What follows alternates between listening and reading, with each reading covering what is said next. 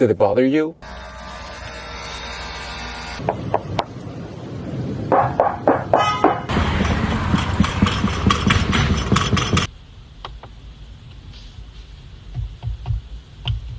I am wowed by how fast BYD is picking up its pace, launching new models. Today we're here with this BYD Atto 2 and its owner, Sissy. Hello. Welcome to the new episode of Owner's Words. I'm Jack and this is Where to Go. It's not hard to tell from its name that this is a little brother of Atto 3. But size-wise, it's actually an SUV version of BYD Dolphin, who also caters to the B segment. That's to say, this should be a pretty affordable one. So Sissy, how much did you pay for this car? 这辆车中配上市价是10.98万，然后我买成10万，跟销售谈下来的最终价格。Okay, that's a very good price. So, did you buy this car for yourself or for your family? For myself. Is there any other car, like in your wish list back then?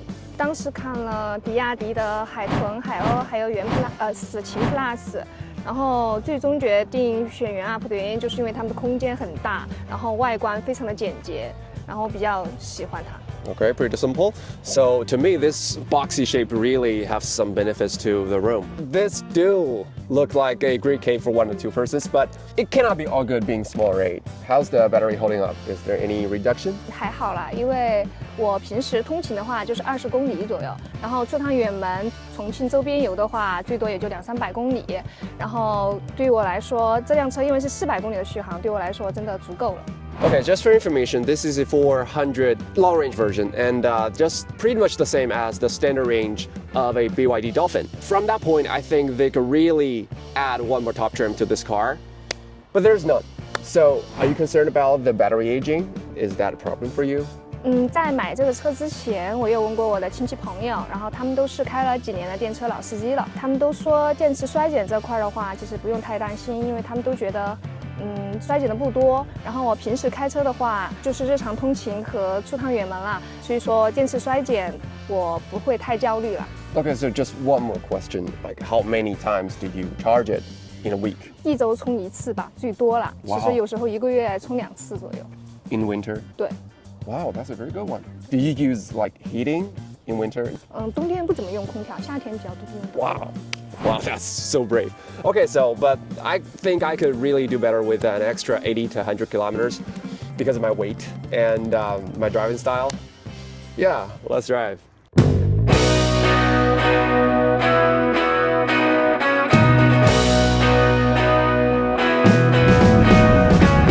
Now we're driving this car, and the pros and cons in this cabin are pretty plain to see. Pros: 360 visual, BYD Jarvis, Hello. LED lights, and even the remote control. But the cons: manual controls, so many manual parts, and this plastic steering wheel, and a torsion rear suspension. And there's no AC in the back, which is not very good for a sweaty guy like me. So Sissy, out of 0 to 10, could you like rate this car in terms of comfort? 这个车如果跟平时的出租车比的话，然后出租车可能5分，这个车我能打8分吧。Wow, that's high. Okay, so is there any other like better models to compare with? 坐我朋友的宝马车坐过，然后他的车可能10分，相比下我的车可能能打个7分。就是过颠簸路段的时候非常的颠，这个车的后悬架是扭力梁嘛，后排的乘坐感觉起来就是非常的颠，然后驾驶起来像过弯道啊、变道啊之类的，就感觉车尾非常的飘，有轻飘飘的感觉，这是我驾驶起来非常不好的体验。So do you have like other passengers in your car, like your family or friends? 就是平时出去玩的话，就会带朋友一起，然后回家的话也会带上父母一起。So what did they say about this car? What did they say about this back seat or front seat? 有朋友说这个车风噪声特别大。Noise. Okay. 对，非常的吵，就是坐起来非常的吵，就胎噪声很大。Well, the noise issue, we'll get to that, but just in case of this wind noise, I think for now, below 100, I think I can do with that. So in terms of the practicality, like, could you give me 2 to 3 your favorite features in this car? 你最喜欢的配置就是这个车有那个360全景影系， Yeah. 对新手特别友好的这个。就是我平时在载入会车的时候，还有倒车入库的时候，就看不清距离嘛。然后有360的话，就调整的特别快，特别清晰。第二个的话就是 NFC 啦，就我平时就是一个特别健忘的人，然后容易忘记带钥匙，然后容易忘记带车钥匙，用手机解锁，然后手表也可以解锁，就特别方便。那确实很方便。对，还有吗？目前就这2个最喜欢的配置了吧。So what about the worst, the least favorite, 2 to 3 features? 讨厌的就是这个手动座椅了，手动调节座椅，坐着不舒服的时候想要调节一下，但是这个手动就特别不方便。对，我也觉得这个完全不是一个特别有成本的事情。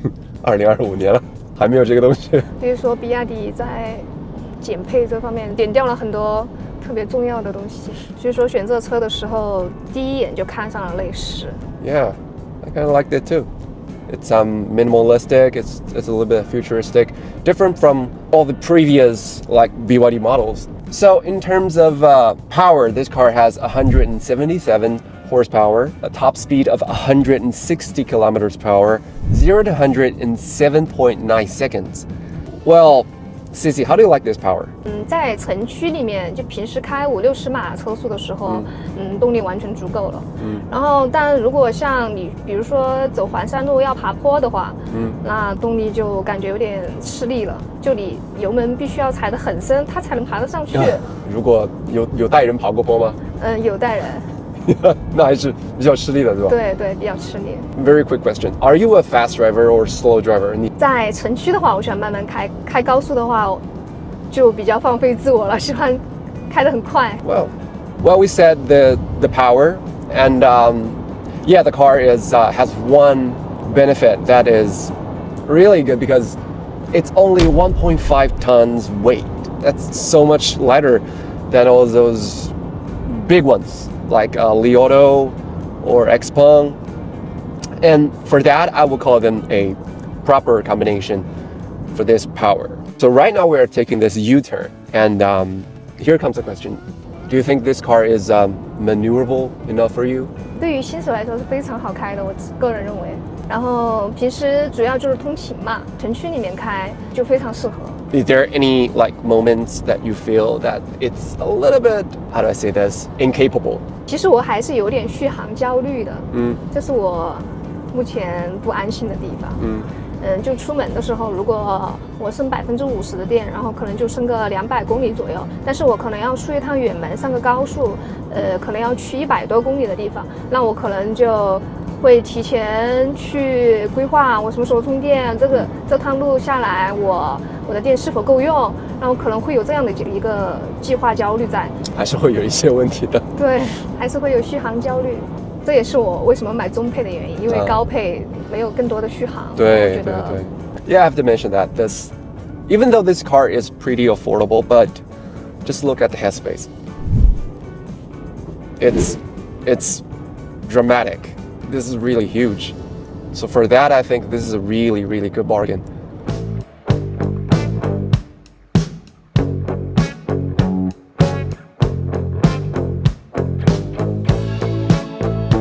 So now we are entering the last part and the most, I think, the hardest part, that we collect some complaints online that's been brought up by other owners, and those problems you may have it or you may not have it, just for reference, okay? So the first one, rattle issue. Well, this contains several others like AC buzzing, rooftop noise, clear rattles and high speed.